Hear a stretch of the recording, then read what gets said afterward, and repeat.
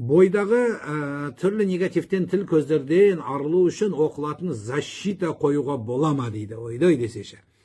Защитаны защитаны қоясыз, ісіңізбен, амалыңызбен қоясыз. Защитаға жаңағы қалқан болып бірән жилет киюдің керегі жоқ. Защитаны тек қана үйден шыққан кезде, ей Аллам, саған тәуекел еттім, ата бабамның көрсеткен тура жолмен жүрсеңіз, ниетіңіз, пейіліңіз адал болса, Алланың ақ жолында жүрген азамат болсаңыз, несіне қорқасыз? Аллаға тәуекел еттім деп, ағуду биллахи минаш шайтан ражим деп қадамыңызды басыңыз, Алла береке берсін. Мынау қорыққанға қос көрінеді дейді. Қазір жыбырласаң болды, ақшаң болмаса болды. Өткенде бір ағамыз айтқандай, ауырсам болды, ақша жоқ кезде жын шайтан да кіре береді екен деп. Ақша жоқ кезде кірмейді ол да деп. Сол сияқты өзіңіздің басыңызға ондай дүниені, дуаны, сиқырды, тағы бір нәрсені, ойбай мені дуалап жатыр, үйден ине тауып алдым, мені қарап отырмын, қайта-қайта ине тапқыштар көбейіп жатыр. Үйіңізде ертеде бір тігінші портной қыз өмір сүрген шығар енді сізге дейін. Сол қыздарыңыз инелерін жоғалтып, сол инелерді сіз тауып жатсыз, ештеңе жоқ. Ал енді ине тот басып кеткен болса, мені дуалады, қалдават етті, оқитынға барасыз. Ол 80 мың теңге бермесең оқымайын дейді. 80 мың теңге скидкамен тағы да сөйтіп алдануды қоюымыз керек. Айналайын қазақ халқы, құрметті мұсылмандар, көзі ашық, көкірегі ояу елдеміз. Шын мәнінде қандай дүниеден құтылғыңыз келсе, сондай жамандық, негативтен защита, өзіңіз айтпақшы қорған болғың келсеңіз, десеңіз, Алладан басқа, Алланың кәлімінен басқа, яғни Құраннан басқа, дұғадан басқа сізге ешқандай қорған жоқ шығар. Үйді қандай дұғамен тазалайды? Үйді ең жақсы дұғасы азан болып табылады. Азан өзі Құдайға жағам десең азанда бол дейді ғой, халыққа жағам десең қазаншы бол дейді. Азан айтқан үйде ешқандай негатив болмайды. Керек десеңіз үйде бір ғана қыз балалар тұратын болса, ер азамат ағайын бауырдың балаларын шақырып, үйдің төрт бұрышына 4 рет азан айтқызсаңыз, сонымен бітеді мәселе. Тап ортаға тұрып алып Құранның кез келген сүресі, немесе Зилзала деген сүре бар, соны оқыса үй тазаратындығы айтылған. Ал енді көрінген нәрсені көңіліңізге ала бермеңіз. Бұған қоса айтарым, үй таза болған жерге жын шайтан кірмейді.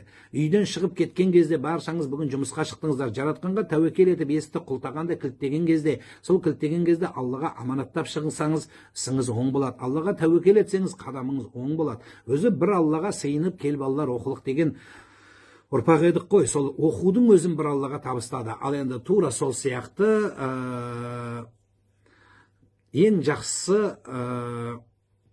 біз жақсы сөз жарым ырыс деп Аллаға тәуекел етсек, қалған нәрсенің барлығы өз орнына түседі.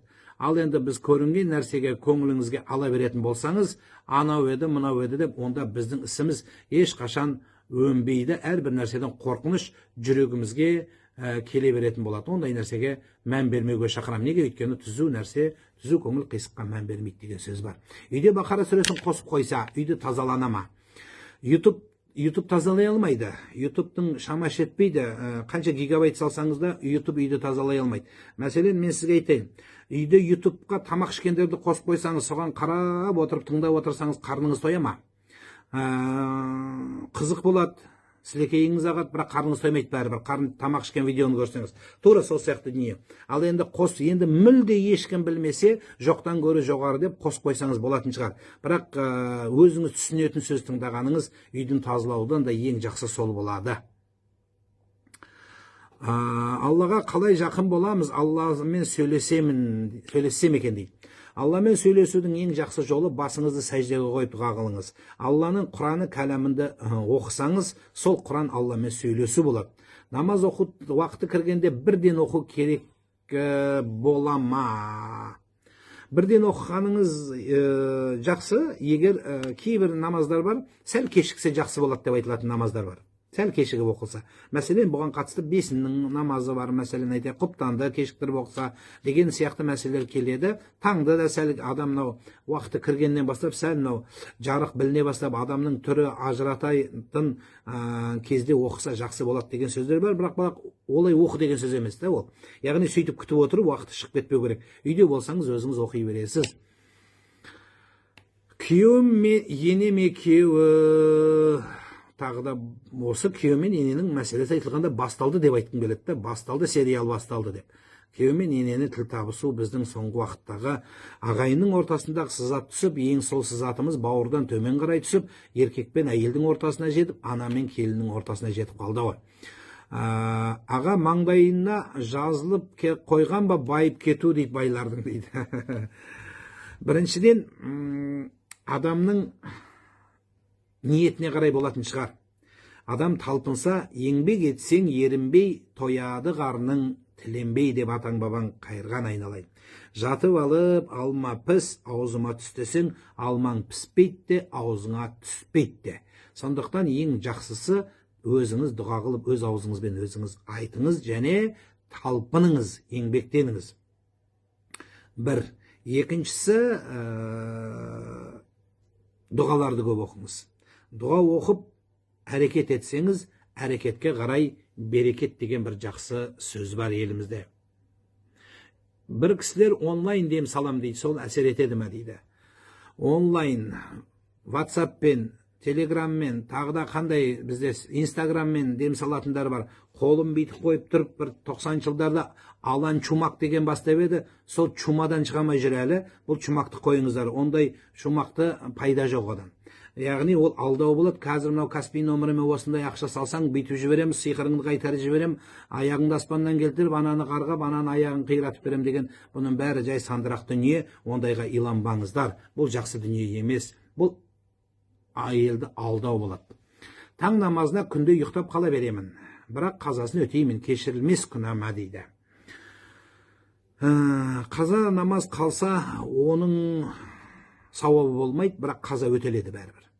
Енді қалдырмауға тырысыңыз, қоңырау қойыңыз, будильник дейміз, үйдегілерге айтыңыз, ең болмаса ерте жатыңыз, ниет қып жатыңыз, шама келгенше тырысыңыз, және намаздың дәрежесі туралы оқып шықсаңыз. Мысалы айтайық, сіз дәрет қысса түнде тұрасыз ғой, сонда сізді дәрет тұрғызады да, енді Аллаға деген иманыңыз сізді көтере алмаса, жаратқанның алдында қалай қорғап береді. Күйеуім маған көзіме шөп салды, кешіре алмай жатырмын деп орысша жазыпты. Енді ол ақымақтық қылса, сіз ақымақтық қылмаңыз. Жуырда бір келіншек айтады, күйеуім осылай көзіме шөп салды, мен де оған ерегіс шөп салдым деді. Ер адамның біреу қолын былғаса, сіз де қолыңызды былғамаңыз. Біреу тілін былғап, сізге боғауыз сөз айтса, сіз былғамаңыз тіліңізді. Енді біреу ақымақтық қылса, сіз ақымақ болуыңыз шарт емес қой. Біреу от болса, біреу су болғай. Қалай болғанда да кешірім бұл ұлы нәрсе. Енді осы жерде бір нәзік мәселе, талақ түсе ме, яғни неке бұзыла ма, ер мен әйел бір-біріне көшіп салса? Жоқ, түспейді. Яғни бұл жерде үлкен күнә болады. Бұны қарамаған еркекке де күнә болады. Неге? Өйткені әйелді бақылап, жылы сөз сөйлеп, жүрегіне көңіл бұрып, өзі жалпы мынау садақа беретінбіз ғой, бәріміз көпшілік садақа беретін еліміз ғой. Садақаны білесіздер ме? Садақаның садақасы отбасына, жанұясына, әйеліне, аузына салған тамақ садақа болады, айналайындар. Сондықтан садақа отбасыдан бастаған жақсы болады. Енді әлбетте бала шаған кеп, мә саған қайыр садақа десең, ол бишара емес қой, енді олай түсіне қоймас.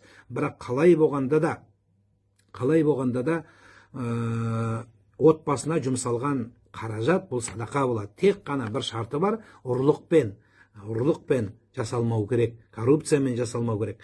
Кезінде бір ғұлама үйінен шығып бара жатса, әйеліне, балаларына қарап айтады дейді, әйеліне қарап, үйге не алып келейін кешкілікке десе, біреуге қарамаған, бізге шөп салмаған көзіңіз келсін, біреуге жылы сөйлеп, бізге қатты сөйлемейтін тіліңіз келсін, бізге жақсы ойыңызбен келсеңіз болды, қолыңыз бізге маңызды емес деген екен. Тура сол сияқты айналайын, жақсы сөз жарым ырыс дейді ғой. Мынау имам Ахмад деген үлкен ғұлама өткен, Ханбали мазхабын негізін қалаған кісі. Сол кісінің бір ғажайып сөзі бар. Бір күні мешітте отырса, бір имаммен бірге, соның қасындағы адам сұрапты имам Ахмадтан, мына мешіт қараңызшы, жастарға толы, мешіт толы десе, мешітте қалай ойлайсыз, қанша адам бар десе, айтты дейді, мешітте бар болғаны бір-ақ адам отыр депті.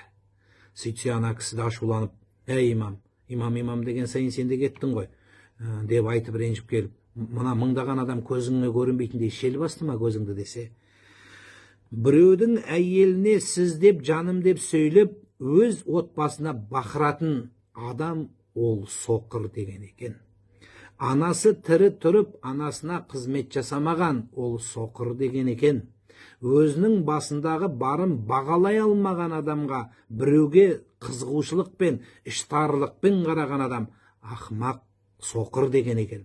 тура сол сияқты біреу қателессе соны айыптап күліп бетіне басып мәз боп таратқан бұлар соқыр деген екен. Сондықтан айналайын, біз жолдасыңыз қателессе сіз қателеспеңіз, кешірімді болыңыз. Алла тағаланың алдында кешірімді болған үлкен дүние. Бір осы жерде қызық оқиға есіме түсіп кетті, соны сіздерге жеткізіп берейін. Бір қыз тұрмысқа шығады. Тұрмысқа шығып, ерінің жақсы қызметінде болады. 5 ай өтісімен дүниеге 9 айлық бала дүниеге келеді. Бұл деген сөз әйелдің бұрынғы бір жүріс-тұрысы болған деген сөз шығады. Ері сондай жақсы болып келген әйеліне жүрегі суый бастайды. Көзіне шөп салғандығы, сөз байласа да шөп салғандығы жанына қатты батады. Бірақ келген күннен бері қарай адалдығына сөзсіз риза болады да, баланы көтеріп, мешіттің алдына қоя қойып, ішке кіріп намаз оқығанда бала жылай кеткен екен. Елдің бәрі намаз бітіріп шықса, бір кішкентай бала жылап отырған екен. Сонда бұл бала тастанды бала дегенде, бұл баланы мен асырап алам деп әлгі алып келген кісі сол баланы қайта өз үйіне алып кеткен екен. Сонда елдің алдында бұл асыранды бала болады, бірақ шынайы әйелі босанғаны еді. Яғни бір қыздың айыбын жапты. Сондықтан біреудің айыбын жабыңыз. Енді осы жерде бір көзіне шөп салу туралы айтайын дегенім, балалардың алдында абыройын төкпеңіздер.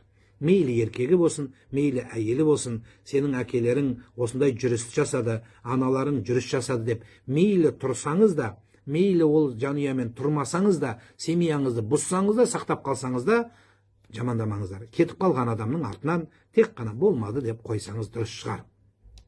Қарлығаш үйге ұя салса не болады? Қарлығаштың үйі болады, қарлығаш тұрған үй болады, Құдай қаласа. Енді бақ келеді, ойбай, қарлығаш келіп еді, үйімізге кредиттер жабылады, содан кейін банктың өкілі келіп бізге жақсылық керек деген сөз, ондай сөз жоқ шығар. Қалай болғанда да жақсы сөз, жарым ырыс, жақсылық ниетке келіңіздер. Біз тікелей эфирдеміз. Студия телефоны 75-72-75 болады ағайындар. Астана қаласында 106-8, Алматы 101-0 эфирдің әуе толқынындамыз. Енемнен шаршадым дейді. Шаршасаңыз кішкене демалып алыңыз. Алла өміріңізге береке берсін. Біреудің айыбын іздемейік. Еліміз аман, жұртымыз тыныш болсын. Алдымыздағы жұмаларға аман есен жетіңіздер.